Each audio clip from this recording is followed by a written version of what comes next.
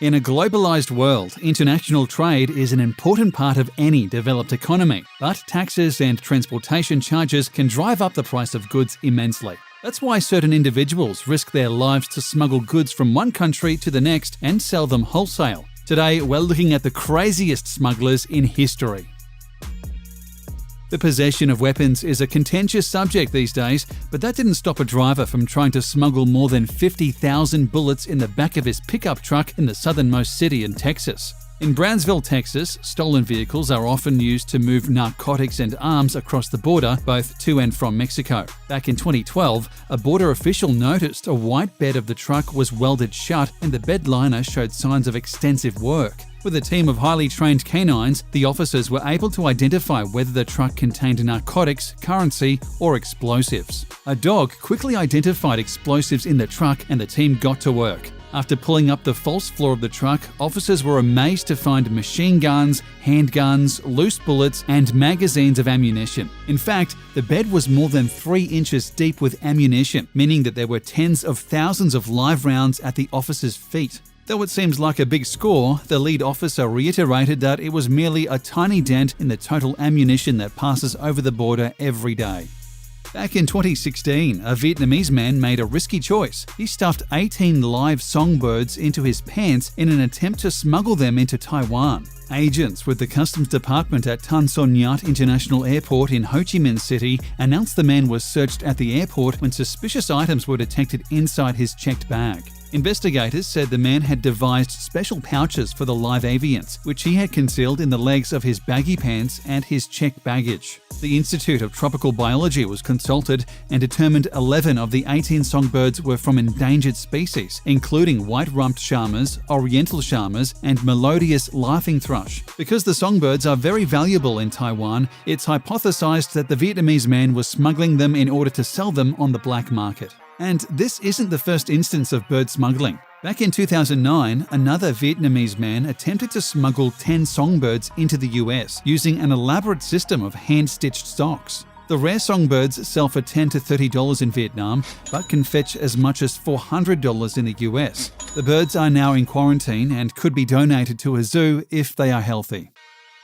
iPhones are a hot commodity. Each one can easily sell for more than $1,000, but these same phones are worth much more in certain economies than in others. In a process that's called commodities arbitrage, people will buy iPhones in a cheap economy and resell them in an expensive economy. That's exactly what one Chinese woman tried to do in 2017. She was stopped by customs officials while trying to move 102 iPhones into Shenzhen from Hong Kong. Her method was to tape the iPhones to her body. The Apple gadgets were hidden under layers of clothes and sealed in plastic wrapping. Customs officials who also uncovered 15 luxury watches became suspicious after noticing her upper body seemed to be out of proportion to her arms and legs. They also spotted the woman was wearing more clothes than appropriate in hot weather, according to Chinese media. 102 iPhones is an inarguably large amount of merchandise. Back in 2015, however, someone else reportedly took the dedication a step further by attempting a 146-device smuggle that included affixing 20 phones to his legs.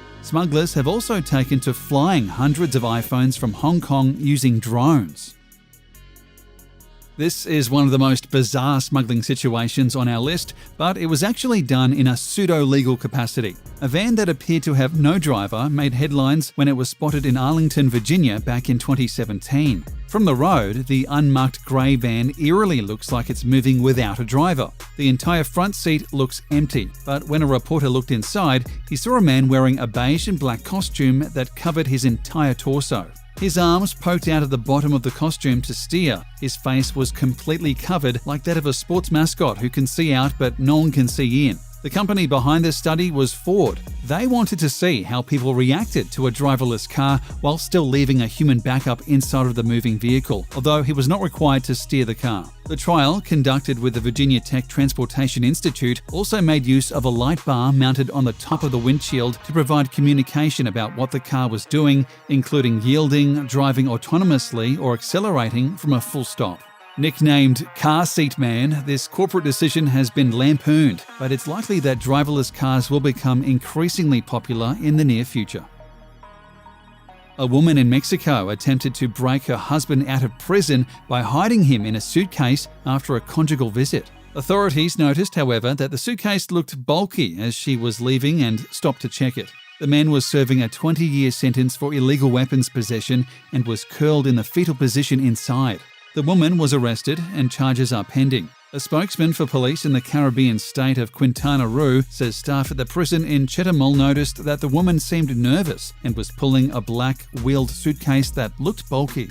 Cesar Manuel Castilla, a spokesman for Quintana Roo's Department of Public Safety, says that in any case, it would have been extremely difficult for the inmate to escape in the suitcase. We have 3 inspection stations at the prison, and he was caught in the first one, Castilla said.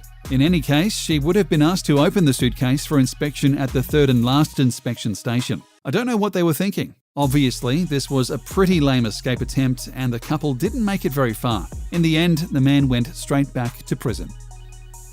A man was arrested in Norway back in 2009 trying to smuggle 24 snakes and geckos into the country by hiding them under his clothes. Customs agent Helge Brelid said Monday the 22-year-old Norwegian citizen was apprehended in the southern town of Kristiansand after getting off a ferry from Hirtshals, Denmark.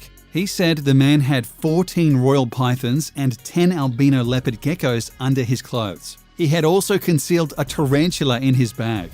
Customs officials who found the spider in its unorthodox lair decided to search the man, discovering the scale of the offence. The non-venomous snakes were hidden in stockings taped to the 22-year-old's abdomen, while the geckos were in boxes taped to his thighs. Reptile smuggling is not uncommon in Norway, which prohibits people holding many reptile species as pets. But Helge Brelid, the office manager at Kristiansand Customs, was quoted by the newspaper as saying that customs officers had been horrified by this catch. Customs officers quickly realised the man was smuggling animals because his whole body was in constant motion, according to an officer. When the man dropped his pants, the officers found 10 cans taped to his legs, each containing a lizard, he said.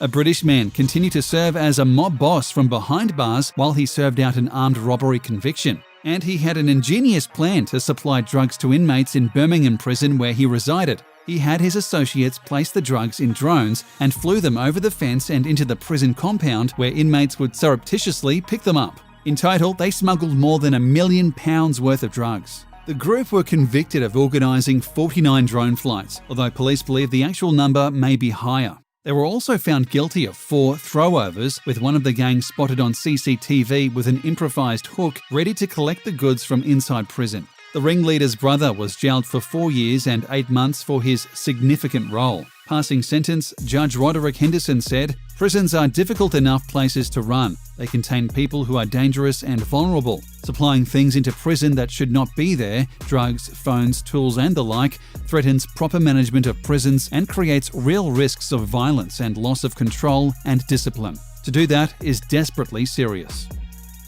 Police officers were stunned when they found nearly £500,000 in cash in the back of a van in Birmingham, England. A spokesperson for Leicestershire Road's policing unit wrote, "Following a stop check on a van earlier on today, we've seized quite a bit of cash out the rear of the vehicle. We estimate it to be in the region of £465,000. Driver has been arrested and will have some explaining to do." The car was first pulled over because of the scent of marijuana emanating from the vehicle. But instead of a drug bust, officers found a huge volume of cash, which is likely tied to some sort of illegal activity. Because cash is the preferred currency for criminals, cops know that they can often trace it back to the source of the crime. 16 kilograms of gold bars were recovered in an airport in Delhi back in 2016. The ingenious smugglers almost got away with it too. They made it through security at the airport in Dubai, where they obtained the gold by stuffing it into the diapers of their babies. This was a huge bust because the gold was worth well in excess of $8 million. The passenger, who hails from Mumbai, was caught with a total of 48 diapers. Senior customs officials said the family had been staying in Dubai for the last 15 years. They earned good salaries and said they had savings. Asked about the source of the gold biscuits, they said they had bought it as it was the cheapest source of investment. However, we are investigating further, an official said. They are just a few of the dozens of foreign nationals who have been arrested for bringing assets into the country by controversial Prime Minister Narendra Modi. Commodities are much cheaper to produce in Eastern Europe because of discrepancies in currency with their Western counterparts. For exactly this reason, there is a robust smuggling business from Eastern Europe into Western Europe. Recently, Russian smugglers came up with an original way to bring cigarettes into the West by hiding thousands of them inside hollowed-out tree trunks. The cigarettes had been manufactured in Belarus and were heading to the address of a private company in Poland from where they were supposed to be shipped onto Germany and the UK. However, they were stopped at a customs checkpoint in Ukraine where they uncovered more than 25,000 packs of tobacco. As a result of a random check, we discovered one of the trunks appeared to have been tampered with, and after looking more closely, it was found that the tree trunk had been hollowed out and packed with cigarettes, and then the end of the trunk had been replaced to cover up the crime, said Border Guard spokesman Arkhip Glazkov. In total, it took 55 trees to move this much contraband across the border.